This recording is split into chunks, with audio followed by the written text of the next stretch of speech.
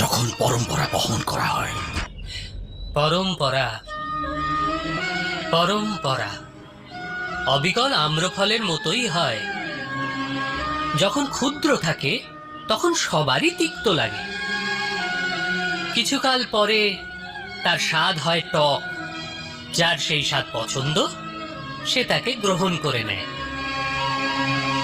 আর আরো কিছুকাল পার হলে তার স্বাদ সুমিষ্ট হয়ে ওঠে, সবার প্রিয় হয়ে ওঠে তখন সে। কিন্তু আরো কিছুকাল কেটে যাওয়ার পর তাতে পচন ধরে,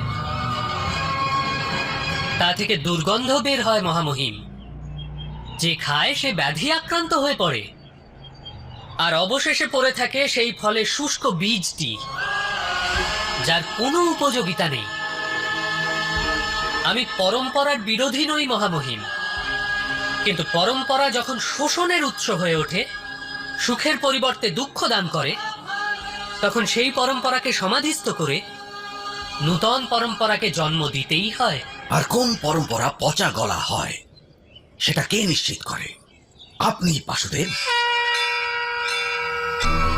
না, সময় তা নির্ধারণ করে, আর সময়ের বিধান সবাইকে মেনে নিতে হয় মহামহিম। এই সমগ্র আর্যাবর্তের জন্য সংক্রান্তিকাল।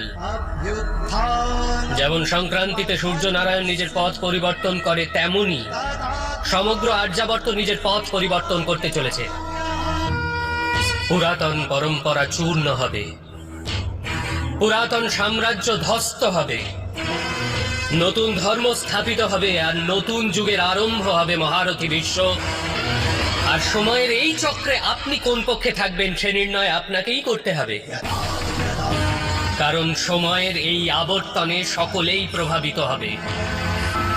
অধর্মের পথে যারা চলবে তারা এই পরিবর্তন আরম্ভ করবে, আর যারা ধর্মের পথে চলবে নতুন যুগের স্থাপনা করবে। এই ভবিতব্য।